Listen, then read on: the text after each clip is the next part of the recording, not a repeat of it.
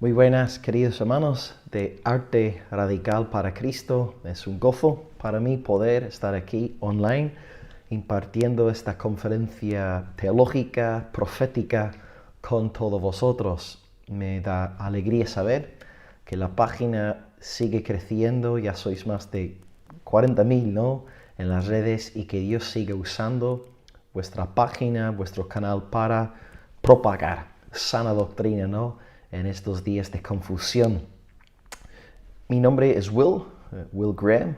Sido como pastor evangélico en el sureste de España, en una ciudad de 2.000 habitantes, más o menos, llamada Almería. Y bueno, soy pastor de una preciosa iglesia local llamada Palabra de Vida. Así que si alguna vez estáis por aquí, en la península ibérica, sería un gusto teneros con nosotros en la iglesia, adorar juntos al Señor, recibir la palabra de Dios juntos. Así que consideraos más que invitados. Bueno, voy a estar hablando sobre un tema muy interesante y polémico, a saber, las 70 semanas de Daniel. Antes de arrancar esta conferencia, iré, lentamente a través de los diferentes subpuntos. A lo mejor es un vídeo que podréis, empezar a ver hoy, luego hacer pausa, seguir mañana, tomar apuntes. Y por favor, si queréis luego escribirme por privado, podéis poneros en contacto conmigo a través de Facebook. Tengo dos páginas ahí, Pastor Will Graham y Pastor Will Graham 2.0.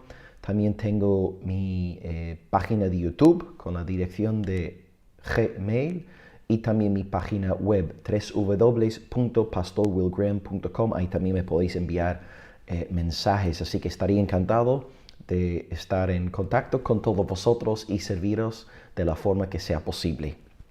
Vamos a estar tocando entonces hoy un tema profético, un tema escatológico, y antes de empezar entonces me gustaría simplemente explicar algunas cosas.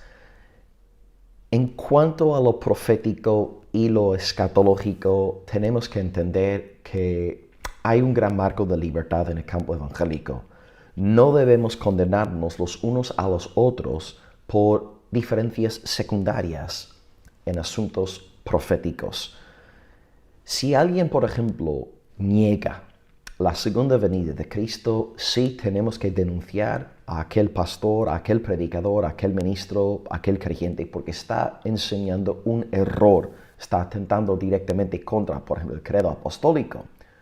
Si alguno enseña, ¿no?, que no hay vida eterna para los justificados, que no hay condenación eterna para los impíos, de nuevo tenemos que levantar la voz y defender la palabra de Dios rugiendo, ¿no? Sí, con compasión, pero con contundencia. Si alguien empieza a poner fecha a la segunda venida de Cristo, de nuevo tenemos que defender la palabra de Dios, Mateo 24, 36, y defender las Santas Escrituras. Pero luego, más allá de estos asuntos centrales, ¿no?, la segunda venida, la vida eterna para los justificados, la condenación eterna para los impíos, luego la incertidumbre tocante a la fecha de la segunda venida, más allá de esto, hay diálogo en el campo evangélico en cuanto a numerosos asuntos escatológicos y proféticos. Y hoy yo quisiera compartir con vosotros una lectura más tradicional de las 70 semanas de Daniel. Yo sé que a partir del siglo XIX en adelante, con esta ola fuerte de dispensacionalismo, que muchos están interpretando las 70 semanas como algo puramente futurista. Pero yo quisiera a lo mejor, hoy defender otra idea, una perspectiva más histórica según el protestantismo clásico, y espero que sea de bendición para vosotros. Antes de entrar en materia, de nuevo, voy a procurar ir de forma pausada, ¿ok? No quisiera ahora correr, ¿no? Si tengo que estar aquí 1 hora y media, un par de horas, no pasa nada. Mi idea es enseñar bien esta materia. Antes de hacerlo, hay algunos buenos libros sobre escatología que podéis consultar por si tenéis interés, porque es cierto que en un mes a lo mejor recibo unos 5 hasta 10 mensajes, emails, preguntándome por literatura escatológica. Creo que un buen lugar donde empezar es Anthony Hoekma, holandés, la Biblia y el futuro. Okay, os lo dejo ahí un par de segundos para que apuntéis tanto el apellido como el título del tomo. Anthony Hoekma, la Biblia y el futuro. También en castellano, yo no lo tengo en castellano, lo tengo en inglés, de Sam Storms, okay, que trabaja en Desiring God con John Piper. Kingdom Come, que creo que en castellano se traduce como venga tu reino, si no me acuerdo mal. Venga tu reino o venga el reino, algo así. Kingdom Come, ok, Sam Storms. Está guapa, ¿no? La portada, el cordero y león. Ok, venga tu reino, Sam Storms. Y bueno, lo siento, pero si manejáis el inglés, hay dos libros más que me gustaría recomendaros. En primer lugar, esta serie de 40 preguntas sobre los últimos tiempos, okay? 40 questions about the end times. Y de nuevo, excelente, ¿no? 40 preguntas escatológicas proféticas y todo respaldado bíblicamente. Bien, así que 40 questions about the end times, esto se consigue fácilmente en Amazon, que me lo compré hace como un mes, si no me acuerdo mal, y absolutamente estupendo el libro. Ok, 40 questions about the end times, y luego finalmente sobre el amilenialismo en general, ok, mi perspectiva escatológica es amilenial, también en inglés, A Case for Amillennialism, Kim Riddlebarger, ok, a Case for Amillennialism, Kim Riddlebarger, Understanding the End Times, ok. Así que de nuevo, si manejáis el inglés, habláis el inglés, os aconsejaría también que consigáis aquellos dos libros, ok. 40 Questions about the End Times y luego A Case for Amillennialism. De nuevo, no vamos a pelear hoy, no vamos a lanzar piedras. Hay doctrinas donde los elementos clave del Evangelio están en juego y ahí sí tenemos que pelear. Pero no vamos a pelear por asuntos de escatología, ¿no? Así que en este marco de respeto, de comunión fraternal, vamos a arrancar con el título general de hoy, que es las 70 semanas de Daniel, y os voy a compartir ahora los puntos que espero desarrollar en esta conferencia profética. Ok, si estáis tomando apuntes, empezaré con una breve introducción. Luego, primer punto, contexto histórico-teológico de las 70 semanas en Daniel capítulo 9. Vamos a ver el contexto histórico y luego teológico de esta gran profecía. Y luego la segunda parte va a ser exegética. La segunda parte podéis poner como subtítulo la profecía de los 77, ¿okay? La profecía de los 77, y voy a dividir esta profecía, esta segunda parte, en 4 secciones, a saber, Daniel 9:24, Daniel 9:25, Daniel 9:26 y Daniel 9:27, ¿ok? Así que tenemos un punto. Punto número 1, contexto histórico-teológico. Punto número 2, la profecía de los 77. Y luego 4 subpuntos, ¿ok? Si queréis, por ejemplo, poner subpunto A, Daniel 9:24, subpunto B, Daniel 9:25, C, Daniel 9:26 y D, Daniel 9:27, y acabaré ya con una conclusión. Bien, espero que sea de bendición para todos vosotros. Bien, una pequeña introducción. Luego tomo un poco de té y sigo, porque si no tomo mi té, esta conferencia no va a ser muy buena. Ok, introducción. En esta ponencia, en esta conferencia teológica profética, espero explicar el contenido de la polémica profecía de las 70 semanas de Daniel. Comenzaremos ubicando el pasaje en su contexto histórico, teológico, antes de examinar el texto verso por verso. La meta hoy será demostraros 3 verdades axiomáticas. En primer lugar, que la profecía de las 70 semanas es cristológica, ¿okay? Es una profecía cristológica. En segundo lugar, que la muerte del Mesías y la destrucción de Jerusalén son 2 eventos interrelacionados. ¿Okay? Repito, la muerte del Mesías y la destrucción de la ciudad de Jerusalén son 2 eventos interrelacionados. Y en tercer lugar, la 70ª semana comenzó con la primera venida de Cristo y seguirá en vigor hasta su segunda venida. En otras palabras, para que esto suene sencillo, actualmente estamos todos nosotros ahora mismo en la 70ª semana. Yo sé que esto no encaja con el dispensacionalismo contemporáneo, pero sí es fiel a la lectura protestante clásica de este pasaje. Bien, voy a empezar en primer lugar, entonces, tomando un poco de té, y luego punto número 1, el contexto histórico y teológico.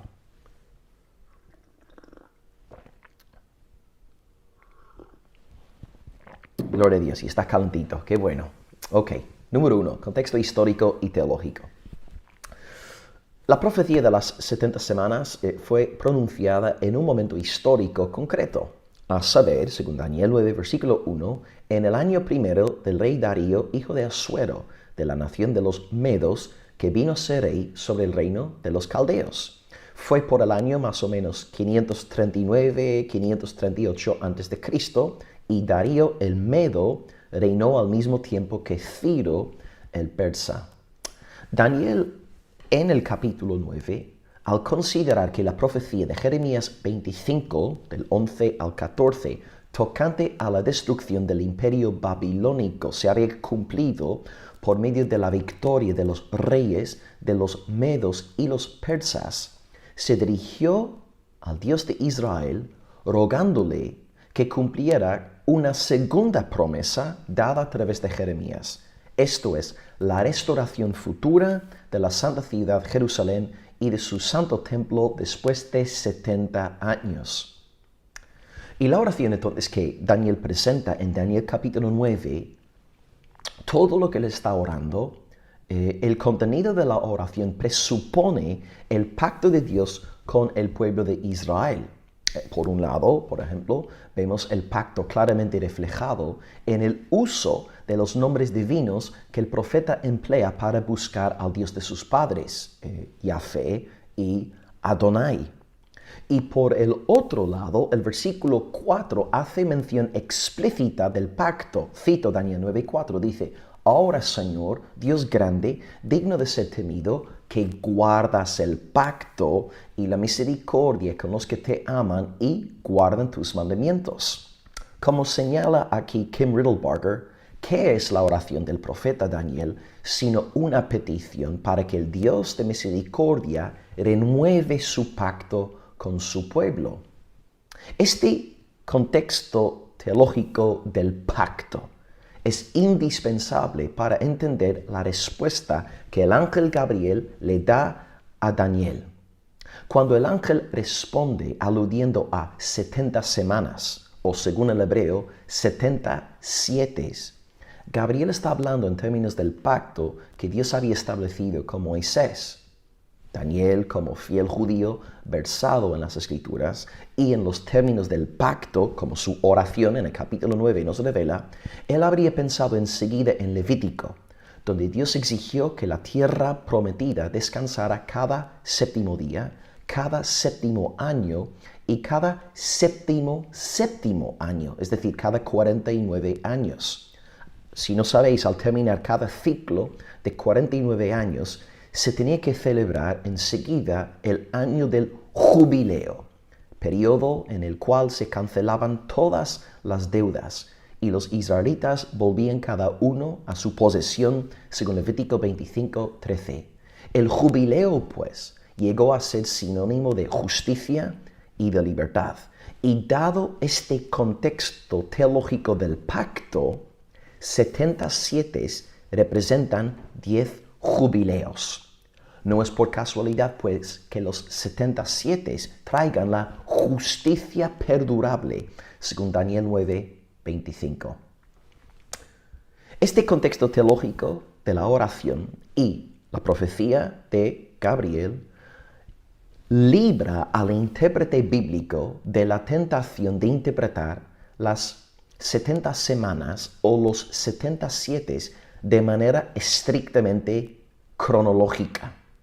Una buena ilustración de este principio sería cuando Pedro le pregunta a Jesús diciéndole, Señor, ¿cuántas veces perdonaré a mi hermano que peque contra mí? ¿Hasta 7? Y Jesús responde diciendo en Mateo 18:22, no te digo hasta 7, sino aún hasta 70 veces 7. El discípulo entonces ha de perdonar siempre. Jesús, con su respuesta, no está prohibiendo que sus seguidores dejen de perdonar después de 491 veces. No, 70 veces 7 es una expresión metafórica que implica plenitud. En términos aquí del comentarista William Hendrickson, dice, Jesús toma dos números perfectos, 10 y 7, los multiplica entre sí y luego multiplica el resultado por 7. Él hace esto para mostrar que el espíritu de perdón genuino no reconoce límites algunos. Es un estado de corazón, no una cuestión de cálculo. Así que, al saber que 77 implican plenitud, no debemos estar interpretando las 70 semanas, los 77, de Gabriel de manera literal, de manera matemática, ¿ok? La misma verdad entonces se aplica aquí a nuestro pasaje. Los números de esta profecía se han de interpretar teológicamente, no cronológicamente. Los 77 no son literales, sino simbólicos de perfección y de plenitud. Y como acabo de indicar, tenemos que estar pensando en los términos del jubileo, según el libro de Levítico. Pues ya está. Tenemos entonces la introducción histórica y la introducción teológica en el primer punto. Y ahora, en segundo lugar, lo que vamos a hacer ahora, la parte más larga del estudio, es dedicarnos ahora a exégesis, a exponer Daniel 9, 24 al 27. Si estáis viendo este vídeo en plan grabación, os animo ahora a parar el vídeo, buscar vuestras Biblias y leer en ellas Daniel 9, del 24 al 27 para no perderos. Y a lo mejor en una hoja lo que podéis hacer es dividir la hoja en 4 partes, versículo 24, 25, 26, 27, y luego ir tomando apuntes de todo lo que os voy comentando para luego estudiar. Mi deseo aquí no es convertirte a ti en un adepto de mi forma de interpretar este pasaje, pero sí considerar por lo menos mis argumentos, mis comentarios, para luego sopesarlos y tomar vuestra decisión, ¿no?, en cuanto a cuál es vuestra manera de interpretar este pasaje enigmático. Así que ahora entramos en punto número 2 del mensaje, la profecía de los 77, y vamos a dividir este segundo punto en 4 subpuntos. Bien, punto A, Daniel 9, 24. El versículo 24 revela que 70 semanas están determinadas sobre tu pueblo y sobre tu santa ciudad. Observan aquí Laser, Hubbard y Bush, 3 eruditos del Antiguo Testamento, que Gabriel ha tomado la profecía de Jeremías respecto a los 70 años que se interpretaba en ese entonces como aplicable al periodo del exilio, y la ha tornado en una profecía de los últimos tiempos de 70 semanas de años. ¿Y cuál es el fin? ¿Cuál es el propósito de estos 77? Según el texto, hay 6 propósitos. Terminar la prevaricación, poner fin al pecado, expiar la iniquidad, traer la justicia perdurable, sellar la visión y la profecía y ungir al Santo de los Santos. Estos 6 propósitos que acabo de nombrar se interpretan dentro del contexto mesiánico de la profecía, según los versículos 25 y 26. Es por medio del ministerio de Mesías que Dios, el Dios de Israel, podrá cumplir con la petición de Daniel en su oración en los versículos 16 y 19, donde Daniel dice: «Oh Señor, apártese ahora tu ira y tu furor de sobre tu ciudad Jerusalén. Oh Señor, perdona». El mensaje compartido por Gabriel es muy sencillo. El Dios de Israel apaga su ira y perdona a través de su Mesías. Cristo es la respuesta a la oración de Daniel. Estos 6 propósitos, entonces, nombrados aquí en Daniel capítulo 9, son cristológicos. Los primeros 3 son negativos y sirven como sinónimos, y luego los últimos 3 son positivos. Así que los primeros 3, los negativos, son terminar la prevaricación, poner fin al pecado, expiar la iniquidad. Entonces tenemos que preguntarnos, ¿quién termina la prevaricación? ¿Quién pone fin al pecado? ¿Quién expía la iniquidad? El Mesías, el Mesías, el Mesías. Podéis ahí leer Isaías capítulo 53. Y luego los últimos tres propósitos son positivos. En primer lugar, el Mesías trae la justicia perdurable. Así, personificando el Mesías, el jubileo del pacto mosaico. Podéis leer, por ejemplo, Lucas 4, 17 al 21. En segundo lugar, el Mesías también sella la visión y la profecía, dando a entender que en la persona del Mesías se cumplen todas las promesas mesiánicas dadas a partir del protoevangelio en Génesis 3:15 en adelante. Y luego, en tercer lugar, el Santo de los Santos es ungido, es una alusión al bautismo del Mesías. En las aguas del Jordán, Dios confirmó públicamente a través de su voz celestial y la presencia del Espíritu Santo de que Jesús de Nazaret era su amado y estimado siervo, esto es, el Mesías profetizado. Así que en el bautismo, cuando Dios dice, este es mi Hijo amado, en quien tengo contentamiento, está citando el texto mesiánico de Isaías 42, versículo 1. Entonces, lo que estamos ahora comentando para acabar, versículo 24 es, el Mesías, según Gabriel, el ángel Gabriel, el Mesías llevará a cabo 6 actividades dentro del periodo de los 77. Ahora pasamos al versículo 25.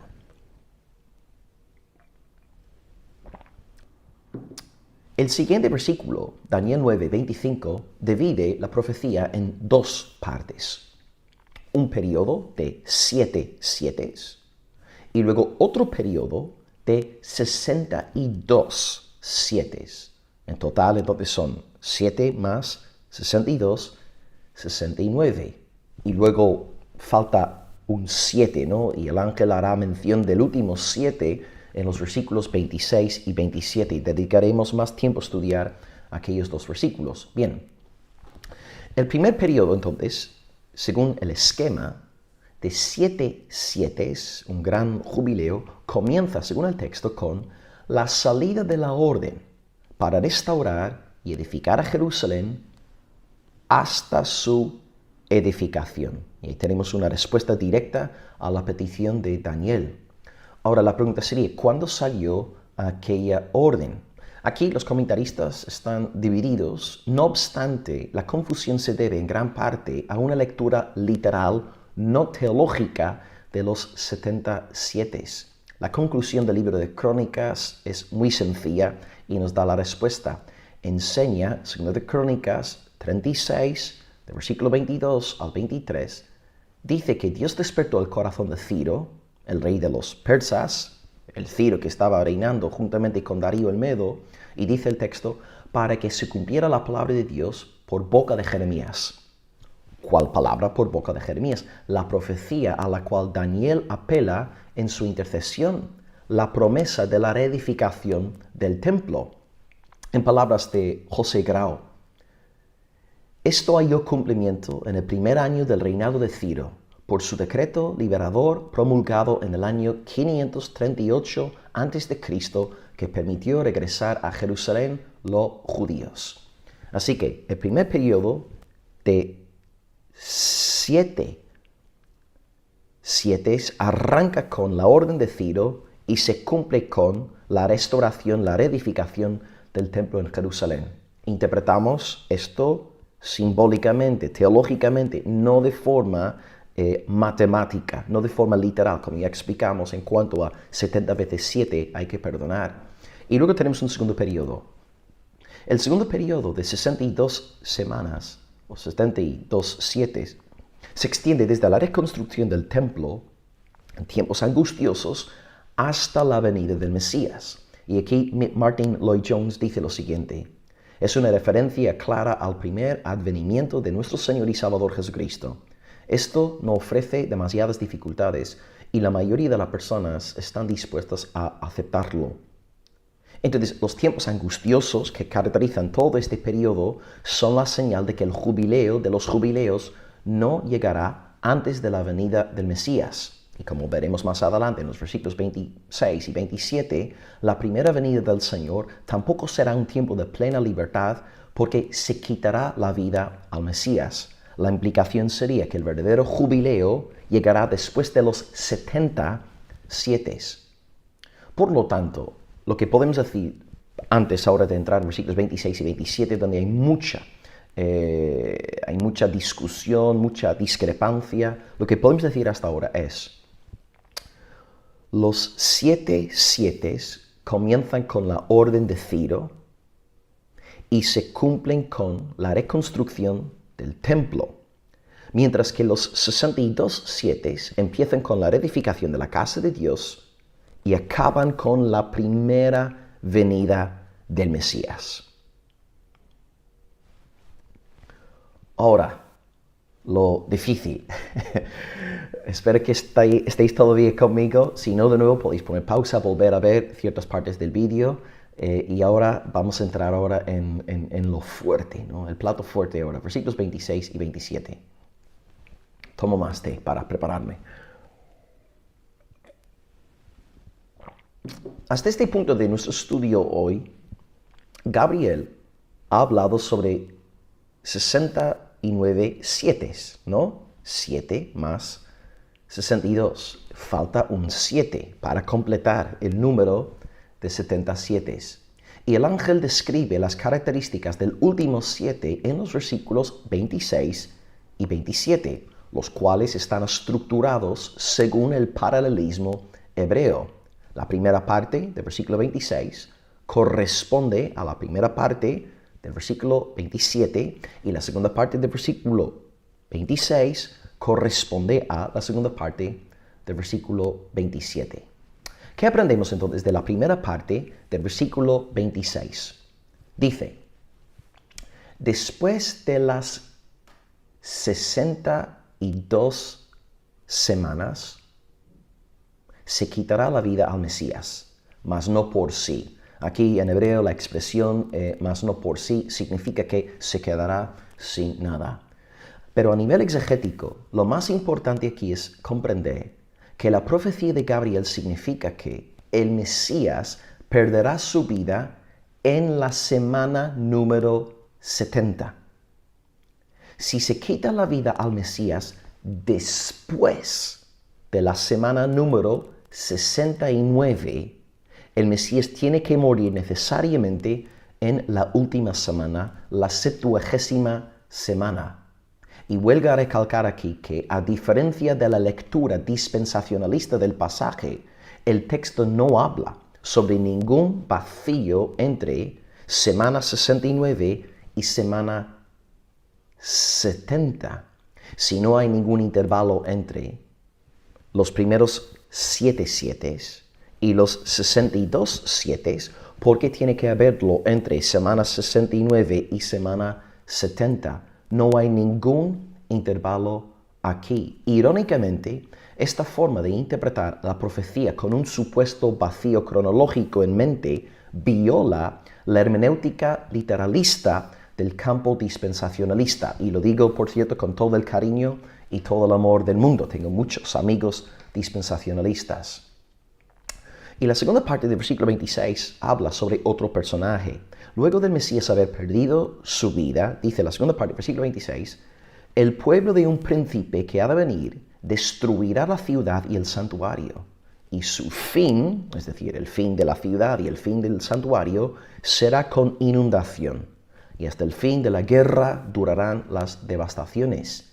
Pues, ¿de quién está hablando aquí? Gabriel, o el profeta Daniel, que está registrando esta profecía. Bueno, históricamente hablando, la ciudad y el santuario fueron destruidos por el ejército romano bajo el príncipe Tito, el hijo del emperador Vespasiano, en el año 70 después de Cristo, es decir, unos 40 años más o menos después de la crucifixión de Jesús. En palabras del historiador judío Josefo, dice: jamás ha habido tal catástrofe sobre la tierra como entonces. El sufrimiento, las tribulaciones y la crueldad de esa guerra sigue destacando por encima de toda la historia. Se estima que murieron más de 1 millón de judíos en aquella guerra. La profecía de Daniel se cumplió al pie de la letra, o mejor dicho, la profecía de Gabriel se cumplió al pie de la letra. Interesantemente, en el discurso sobre el Monte de los Olivos, Jesús hizo exactamente la misma predicción. Él explicó que la ciudad y el santuario serían destruidos, diciendo en Mateo 24:35, de cierto os digo que no pasará esta generación hasta que todo esto acontezca. Y así fue. Después de ser Cristo entregado a los romanos por su propio pueblo en el año 30, más o menos, el templo fue completamente derribado en cuestión de una generación en el año 70. Jesús había dicho, Mateo 24:2, de cierto os digo que no quedará aquí piedra sobre piedra que no sea derribada. Jesús estaba simplemente repitiendo la profecía de Gabriel. En resumen, en el versículo 26 aparecen dos datos fundamentales. La primera parte nos habla sobre la ejecución del Mesías en el año 30. Y la segunda parte habla sobre la destrucción de Jerusalén por el príncipe romano y su ejército en el año 70 después de Cristo. Ambos acontecimientos se llevan a cabo en la 70ª semana, en el 77 de la profecía angelical. Y dado que existe un espacio de 40 años entre ambos eventos, se descubre otra razón por la cual los 77 no se pueden interpretar en términos estrictamente cronológicos matemáticos. Bien. Y ahora vamos a dedicar más tiempo al versículo 27. Daniel 9:27. El verso 27, siguiendo el paralelismo hebreo, alude a los mismos sucesos que salen nombrados en el versículo 26. Esta vez, el texto, versículo 27, nos añade más información. Y podemos dividir el versículo 27 en dos partes también. La primera parte del versículo 27 habla sobre el protagonista de la primera parte del versículo 26, es decir, el Mesías.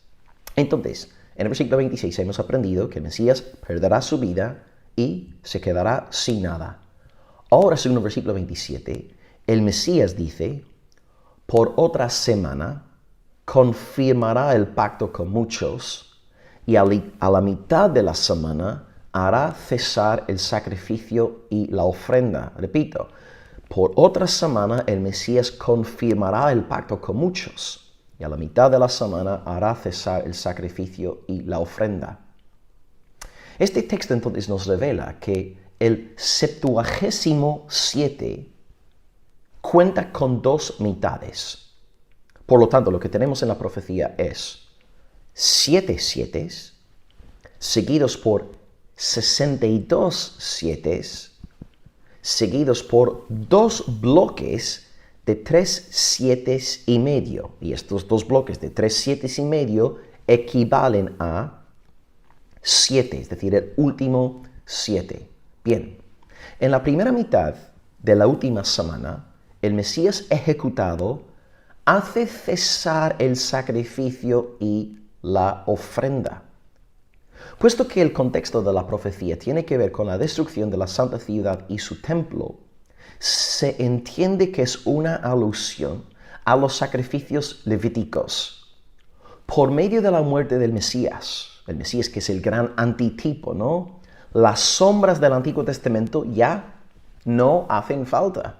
¿Acaso no apuntaba todo el sistema sacrificial a la obra del Señor Jesucristo? Y con razón registró, ¿no?, el evangelista Mateo, en Mateo 27:51, que cuando Cristo murió en la cruz, el velo del templo se rasgó de dos, de arriba a abajo. No dice de abajo a arriba, sino de arriba a abajo, dando a entender que fue Dios mismo quien se deshizo del sistema judío. La muerte del Mesías es el sacrificio aceptado por el Dios de Israel. Y dicho sacrificio, según el versículo 24 de nuestro pasaje, termina la prevaricación, pone fin al pecado y expía la iniquidad. Entonces, la destrucción de Jerusalén en el año 70 es la prueba tangible de que Dios ya no acepta las ofrendas mosaicas. Así, la muerte expiatoria del Mesías y la destrucción del santuario andan cogidos de la mano. Forman parte del mismo evento. La caída de Jerusalén, pues, marca el cierre del primer bloque de 3,5. Curiosamente, en nuestro texto, a pesar de perder su vida a la mitad de la semana, el versículo 27 agrega que el Mesías confirmará el pacto a lo largo del 77. Y aquí nos tenemos que preguntar, ¿pero cómo es esto posible?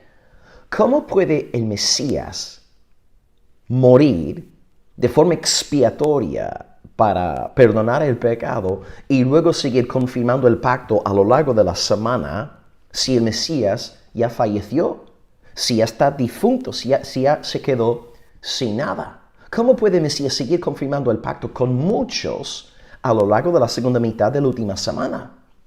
La respuesta, hermanos, reside en lo que celebramos en Semana Santa, la resurrección profetizada por David en el Salmo 16, versículo 10, profetizada por Isaías en Isaías 53, versículo 10.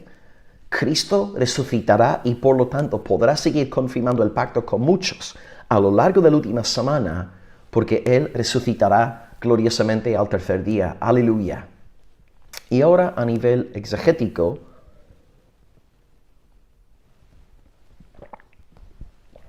resulta crucial prestar atención al verbo confirmar aquí en hebreo. El Mesías no instituye un nuevo pacto a partir de la nada, en latín de novo, ¿no? Sino que confirma un pacto ya vigente.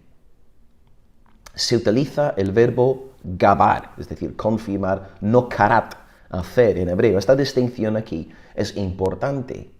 No obstante, si la muerte del Mesías acaba con el sistema levítico, ¿cómo puede el Mesías seguir confirmando el pacto mosaico si el sistema levítico ya está completamente destruido? La respuesta reside en entender que el pacto confirmado por el Mesías no tiene que ver con la administración mosaica, que es un pacto de obras, sino que tiene que ver con la confirmación del pacto abrahámico, un pacto de soberana gracia. Como bien se pregunta José Grau, ¿qué pacto prevalecerá? El de gracia. No puede ser otro. Es la confirmación del pacto anunciado en Génesis 3:15, el protoevangelio. Así que a través de la muerte expiatoria de Mesías, Jesús puede confirmar el pacto de gracia, el pacto abrahámico con muchos. Todas las naciones serán benditas en la simiente de Abraham, el Señor Jesucristo. ¿Y qué diremos sobre la segunda parte del versículo 27? Bueno, según el paralelismo que hemos establecido, el autor está pensando en el príncipe Tito y explica que en la segunda parte del versículo 27, después con la muchedumbre de las abominaciones, vendrá el desolador hasta que venga la consumación. Esta profecía, por cierto, es la que da luz a una conocida expresión en el campo profético, la abominación desoladora. Cristo, de hecho, utiliza esta expresión tal cual en su discurso sobre el Monte de Olivos. El Nazareno dice, en Mateo 24:15, cuando veáis en el lugar santo la abominación desoladora de que habló el profeta Daniel, el que lee, entienda, entonces los que estén en Judea huyan a los montes. ¿En qué estaba pensando Jesús? ¿Qué quiere decir abominación desoladora? Pues gracias a Dios, Lucas, un evangelio redactado por un gentil, enviado a otro gentil, Teófilo, el evangelio de Lucas es revelador, porque en el pasaje paralelo Lucas nos identifica claramente qué es la abominación desoladora. Cito Lucas 21:20, texto paralelo Lucas, dice, cuando viereis a Jerusalén rodeado de ejércitos, sabed entonces que su destrucción ha llegado. Entonces los que estén en Judea huyan a los montes. En términos muy sencillos, la abominación desoladora es la presencia de ejércitos gentiles en la santa ciudad y en el lugar santo. Y aquella profecía se cumplió de nuevo al pie de la letra en el año 70, cuando los soldados romanos de Tito entraron en el templo. El príncipe Tito y sus tropas permanecieron ahí hasta la consumación de la ciudad.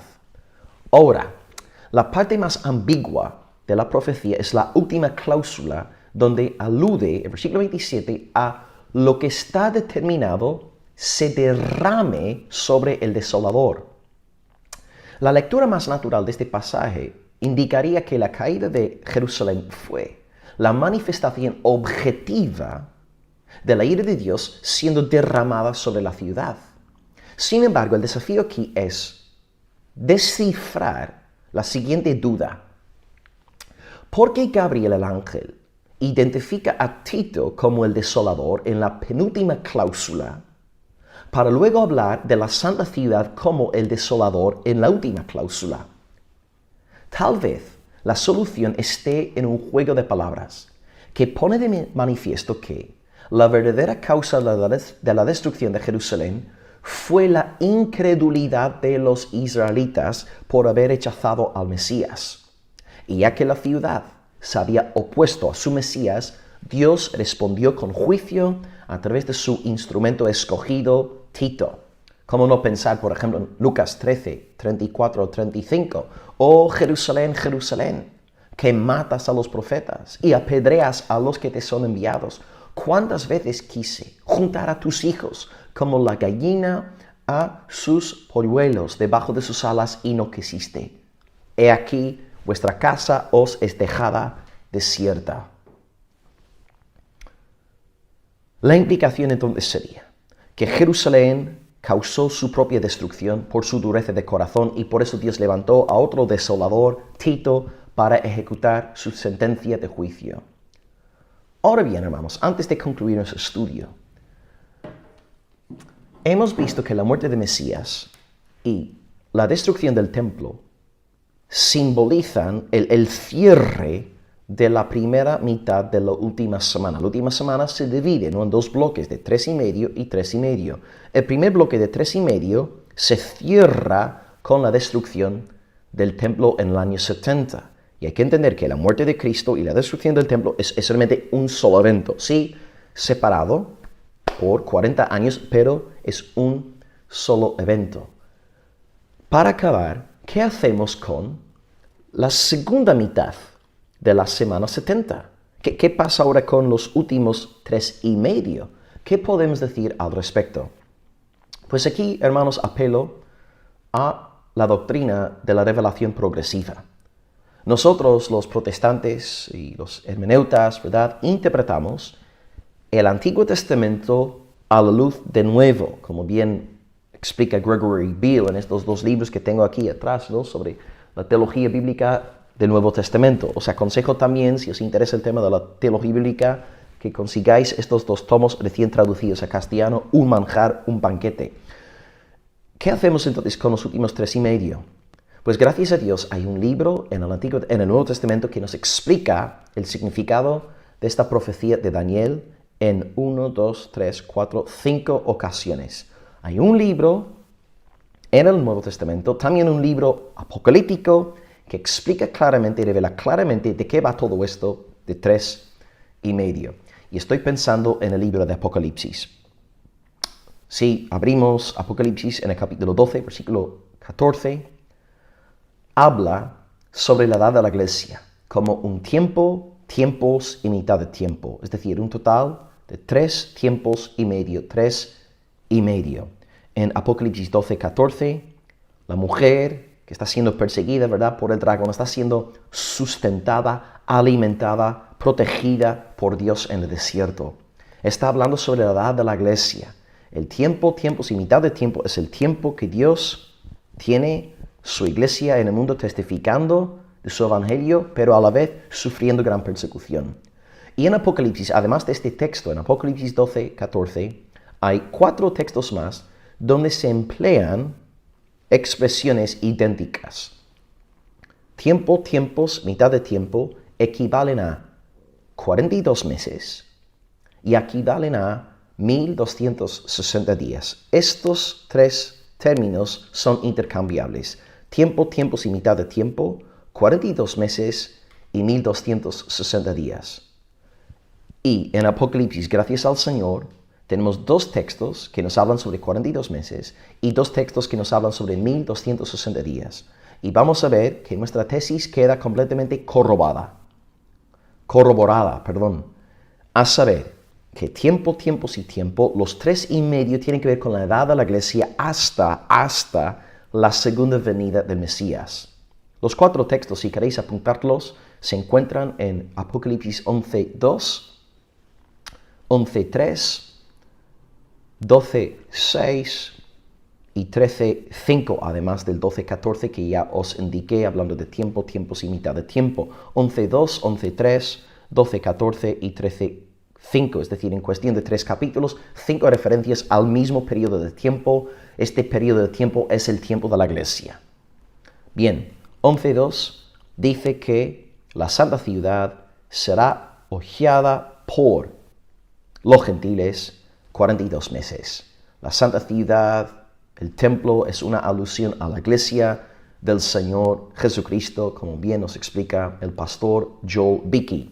Así que la iglesia estará bajo ataque durante 42 meses. Durante esta segunda parte de la semana, antes de la segunda venida, la iglesia será perseguida.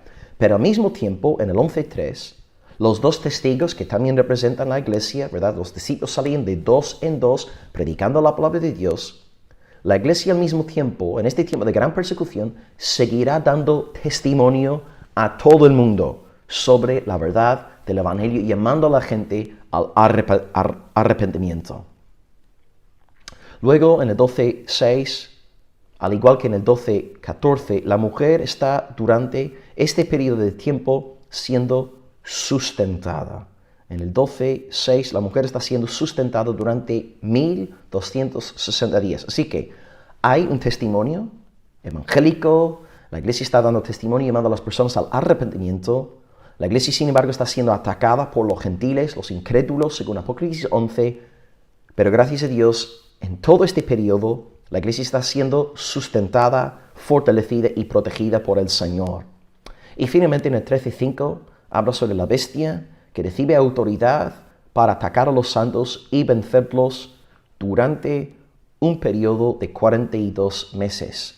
O sea, de la misma forma, ¿no?, que los gentiles están pisoteando la santa ciudad 42 meses, también la bestia estará venciendo a los santos a lo largo de todo este periodo. Y por esta razón, estamos viendo ahora mismo, ¿no?, en Nigeria, lo que estamos viendo, en la República Democrática del Congo, lo que estamos viendo, ¿verdad? La bestia, estos poderes están venciendo a los santos, derramando su sangre en Pakistán también. Estamos viendo el triunfo, entre comillas, de la bestia venciendo a los santos. Por lo tanto, si observamos los 5 textos de Apocalipsis que hablan sobre los 3,5 de Daniel, vemos lo siguiente en resumen. Es el periodo de la iglesia, desde el 70 en adelante, cuando la iglesia está dando testimonio a todo el mundo, llamando a la gente al arrepentimiento, y al mismo tiempo la iglesia está siendo grandemente perseguida por este mensaje de arrepentimiento. Desde luego sabemos que los falsos cristianos no serán rechazados ni perseguidos, pero los verdaderos cristianos que llaman al arrepentimiento serán rechazados, pero gloria a Dios, la iglesia está siendo milagrosamente sostenida, fortalecida y protegida en todo este tiempo de 3,5. Consiguientemente, nosotros ahora, amados hermanos, estamos viviendo en la segunda parte de la 70ª semana.